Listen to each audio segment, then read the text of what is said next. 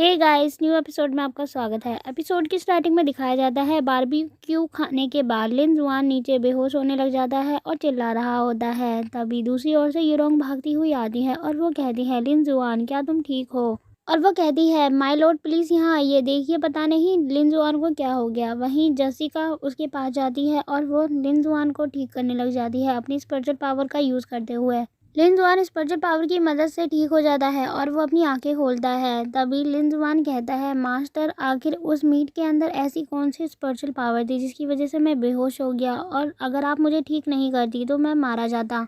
Please मुझे बताइए कि आखिर वो मीट किस चीज़ का था और इतनी ज़्यादा स्पिरिचुअल पावर उसके अंदर कैसे हो सकती है। तभी उसकी मास्टर कहती है, वो एक रियल ड्रैगन का मीट था जो तुमने खाया। और वो मीट खाते हुए कहती हैं, ये रियल ड्रैगन का मीट है, तभी तो इसके अंदर इतनी सारी स्पिरिचुअल पावर है। इसे कोई आम इंसान अपनी बॉडी के अंदर जल्दी से एब्जॉर्ब नहीं कर सकता। तुमने एकदम से खाया इसीलिए तुम्हारे साथ ये रिएक्शन हुआ, लेकिन ये तुम्हारी बॉडी के लिए बहुत ज़्यादा फ़ायदेमंद है। तभी लिन जुआन को कुछ समझ तो आता नहीं है, लेकिन वो कहता है, तो इसका मतलब ये है कि इस मीट को खा पाना बहुत ज़्यादा ईजी नहीं है। मास्टर, भले ही मैंने एक बाइट खाया हो, लेकिन मेरी बॉडी के अंदर ऐसा लग रहा है जैसे बहुत ज़्यादा पावर आ गई है। और ये कहते हुए वो अपनी मसल्स दिखाने लग जाता है। तभी वहाँ पर रेन आती है और वो मास्टर को हक करते हुए कहती है, लॉर्ड आप यहाँ पर आ गई, मैं आपका ही वेट कर रही थी। और मास्टर कहती है, तुम यहाँ पर इसीलिए आई हो क्योंकि तुम्हें स्मेल आ गई होगी मीट की। लेकिन रैन कहती है, ऐसी बात नहीं है, मैं यहाँ पर इसलिए आई क्योंकि मुझे आपकी खुशबू आ गई थी।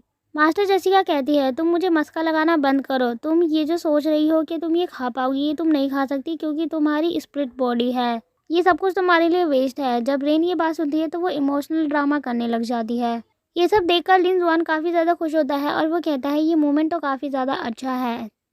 और वह मास्टर को देखते हुए कहता है, मुझे पता है मास्टर रैन को इसे खाने के लिए ज़रूर देंगी। वहीं मास्टर रैन से कहती है, मैं थोड़ा सा फिनिश कर लेती हूँ और इतना बचेगा तुम ले सकती हो, लेकिन ये फ़ायदेमंद नहीं होगा तुम्हारे लिए। और दूसरा दिखाया जाता है, रैन और यूरोंग बारबेक्यू खाने के लिए आगे चले जाते हैं और लिन जुआन भी काफ़ी ज़्यादा खुश होता है और वो कहता है, मेरे लिए मास्टर ने छोड़ दिया, वैसे वो चाहती तो पूरा भी ख़त्म कर सकती थी। लिन जुआन की मास्टर वहाँ से जाने लग जाती हैं। लिन जुआन और रेन ये तो खा रहे होते हैं, वहीं यूरोंग का छीन कर लिन जुआन खा रहा होता है। यूरोंग रो रही होती है और वो लोग मिलकर खा लेते हैं। इसके बाद दिखाया जाता है, लिन जुआन अपनी बॉडी के अंदर स्पिरिचुअल एनर्जी को महसूस करता है। मीट खाने के बाद वो कहता है कि सच में मेरी बॉडी के अंदर कुछ इम्प्रूवमेंट तो हुई है। भले ही मेरा कल्टिवेशन बेस ज़्यादा स्ट्रॉन्ग नहीं हुआ, लेकिन मेरी बॉडी के इंटरनल ऑर्गन काफ़ी ज़्यादा अच्छे हो गए हैं।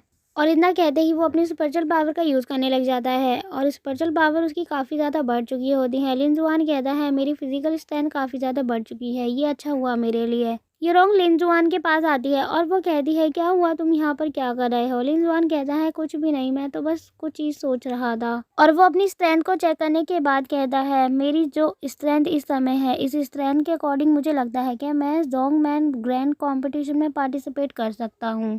तभी उन दोनों को अचानक से म्यूज़िक सुनाई देता है और वो लोग म्यूज़िक सुन रहे होते हैं। वहीं वैंग भी ये म्यूज़िक सुन रही होती है और वो कहती है, जैसा मैं पियानो बजाती हूँ और जैसा म्यूज़िक उसके अंदर से प्रोड्यूस होता है, उसके अकॉर्डिंग तो ये म्यूज़िक बहुत ही ज़्यादा अच्छा है। और म्यूज़िक को सुन के ऐसा लगता है कि जेसिका सच में कोई ऑर्डिनरी इंसान नहीं है।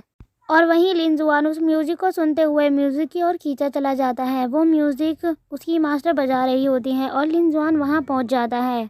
लिन जुआन अपने मन में कहता है, मास्टर ने मुझे अपना डिसाइपल के रूप में एक जीनियस की तरह एक्सेप्ट किया है। इसके बाद हमें फ्लैशबैक में 2 महीने पहले का सीन दिखाया जाता है, जब लिन जुआन क्यू है पीक में एंटर करता है। जब लिन जुआन आगे की ओर जा रहा होता है, तभी पीछे से मास्टर जेसिका उसे आवाज़ देती हैं और वो कहती हैं, लिन जुआन ज़रा रुको। और वो उनसे कहती है कि अब से तुम मेरी डिसाइपल हो और तुम्हें जोंग मैंग ग्रैंड कॉम्पिटिशन में पार्टिसिपेट करना है। लिन जुआन कहता है, क्या सच में आप मुझे ही सिलेक्ट कर रही हैं? मास्टर कहती है, कंपटीशन में मैंने तुम्हें ही सिलेक्ट किया है, तुम ही पार्टिसिपेट करोगे। और फिर से आपका सीन दिखाया जाता है। लिन जुआन काफ़ी ज़्यादा खुश होता है और वो कहता है, मास्टर ने मुझे सिलेक्ट किया है, मैं कंपटीशन में ज़रूर पार्टिसिपेट करूंगा और अपनी मास्टर के मान सम्मान को बनाए रखूंगा। तभी मास्टर जेसिका म्यूज़िक बजाते हुए, कल जोंग मैंग ग्रैंड कंपटीशन है और तुम्हें वहां पर जाकर पार्टिसिपेट करना होगा और हमारे मान सम्मान को बनाए रखना होगा। लिन जुआन कहता है, मैं वहां ज़रूर जाऊंगा और पार्टिसिपेट भी करूंगा। मास्टर कहती हैं, ठीक है, तुम वहां पर जाना और मैं गुड न्यूज़ का वेट करूंगी। लिन जुआन कहता है, क्या मास्टर आप नहीं जाएंगी वहां पर मुझे चेयर अप करने के लिए? तभी मास्टर जेसिका उसके पास जाती हैं और वो कहती हैं, क्यों तुम्हारे अंदर कॉन्फिडेंट नहीं है? अगर मैं चाहूँगी तभी तुम्हारा कॉन्फिडेंट बढ़ेगा।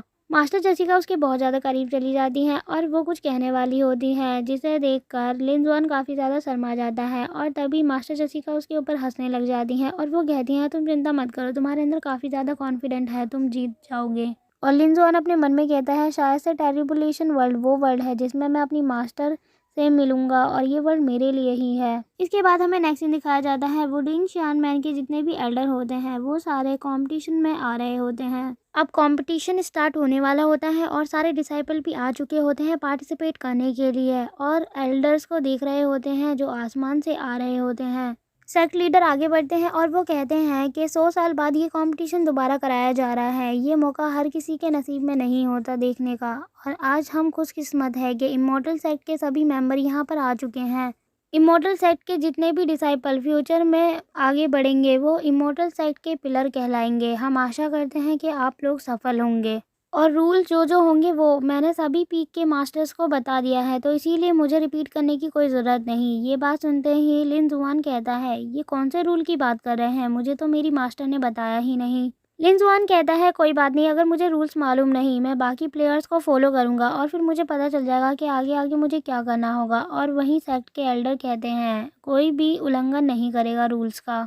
तभी कुछ एल्डर मिलकर एक फॉर्मेशन करते हैं जिसकी वजह से एक पोर्टल ओपन हो जाता है और सेक्ट लीडर कहते हैं, अब हर एक डिसाइपल को इस पोर्टल के अंदर एंटर करना है और जब आप जीतेंगे तभी इस बैरियर से बाहर आ पाएंगे और ये पोर्टल जाकर दूसरे वर्ल्ड में ओपन होगा और वहीं पर आपका कंपटीशन होगा। लेकिन इस पोर्टल के अंदर एंटर करने से पहले सभी डिसाइपल को मेरे पास आकर अपने अपने जेड मेडल कलेक्ट करने होंगे।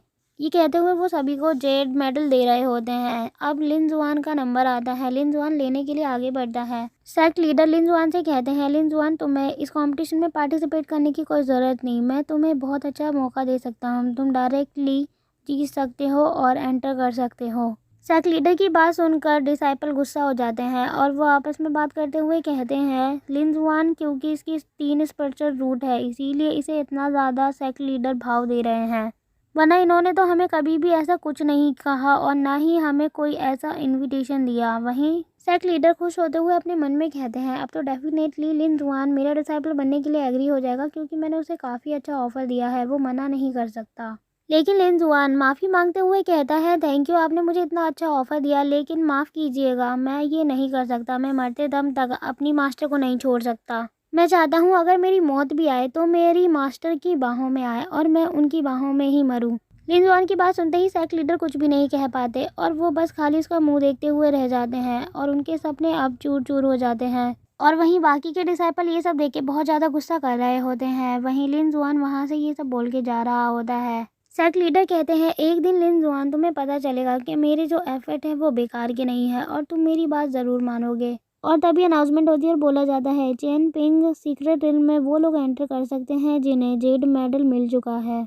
और तभी सारे डिसाइपल एक एक करके एंटर करने लग जाते हैं। लिन जुआन एंटर करके उस जगह आ जाता है और वो वहाँ पर आगे बढ़ते हुए कहता है, इस जगह पे कॉन्सेंट्रेशन लेवल काफ़ी ज़्यादा हाई है बाहर के अकॉर्डिंग। लिन जुआन आगे बढ़ता है और आगे बढ़ते हुए कहता है, ये वर्ल्ड बाहर के वर्ल्ड से इतना ज़्यादा बड़ा भी नहीं, तो मुझे टेंशन करने की ज़रूरत नहीं। तभी वो जेड प्लेट पे देखता है और वो कहता है, मुझे नहीं पता कि रूल्स क्या है और यहाँ पर कोई मैसेज भी नहीं दिया गया। तभी लिन जुआन आगे बढ़ता है और वो एक पेड़ के पास एक बंदे को बैठकर कल्टीवेशन करते हुए देखता है और वो उसे देखकर कहता है, एक बंदा यहाँ पर है, क्या मुझे इसके पास जाकर इससे पूछना चाहिए। तभी वो बंदा अपनी आंखें खोलता है और वो लिन जुआन को देखकर कहता है, वहाँ पर कौन है। लिन जुआन उसके पास आता है और वो कहता है, तुम सरेंडर करो, मैंने तुम्हें अकेले पकड़ा है। वो बंदा लिन जुआन को देख रहा होता है और वो अपने मन में कहता है, मुझे तो लगता है इस इंसान को कोई सीरियस प्रॉब्लम है, तभी तो ये पता नहीं क्या बकवास कर रहा है मुझसे। वो बंदा कहता है, तुम्हें यहाँ वहाँ घूमने की बजाय मरने की प्लानिंग ना करके अपनी बॉडी को रिफाइन करने के लिए यहाँ की स्पिरिचुअल पावर का यूज़ करना चाहिए ताकि तुम्हारी बॉडी अच्छे से कल्टीवेट हो सके। लिन जुआन उसके पास जाता है और वो कहता है, तुम मुझे जल्दी से यहाँ पर जो भी रूल है उनके बारे में बताओ वरना मैं तुम्हें नहीं छोड़ूंगा। तभी वो बंदा खड़ा होता है और वो कहता है, तुम धमकी किसे दे रहे हो, तुम्हें लगता है कि तुम टेलीपोर्ट करके इस वर्ल्ड में आए हो और तुम मुझे धमकाओगे तो मैं तुमसे डर जाऊँगा। लिन जुआन कहता है, ठीक है फिर तुम इसका मतलब ये है कि तुम रूल्स के बारे में मुझे नहीं बताओगे। वो बंदा कहता है, नहीं मैं कुछ भी नहीं बताने वाला और वैसे भी तुम बहुत ज़्यादा यंग हो, तुम मेरे से मुकाबला नहीं कर सकते। तभी लिनजुआन कहता है अच्छा ऐसी बात है, और लिनजुआन को वो बंदा बहुत ही ज़्यादा बुरी तरीके से घूरने लग जाता है। तभी लिनजुआन अपनी पावर का यूज़ करते हुए उसे एक पंच करता है और दिखाया जाता है उन दोनों की फाइट होने लग जाती है। फाइट की वजह से वहाँ पे धमाका भी होने लग जाता है। लिनजुआन उस बंदे को बहुत ज़्यादा पीटता है, जिस वजह से उसकी हालत बहुत ही ज़्यादा ख़राब हो जाती है। और वो बंदा कहता है ये कैसे पॉसिबल है, तुम यहाँ पर स्पिरिचुअल पावर का यूज़ कैसे कर सकते हो और तुम मेरी पिटाई भी कैसे कर सकते हो। तभी लिन कहता है क्या ये डबी मास्टर मेरे पास नहीं आया था मुझे देखने के लिए, और मेरी मास्टर ने भी मुझे इस बारे में नहीं बताया। और ये एपिसोड यहीं ख़त्म होता है। Thanks for watching guys. Comment में ज़रूर बताएं आपको ये वीडियो कैसी लगी। अगर आप इसका नेक्स्ट एपिसोड देखना चाहते हैं तो प्लीज़ हमारे चैनल को सब्सक्राइब कीजिए।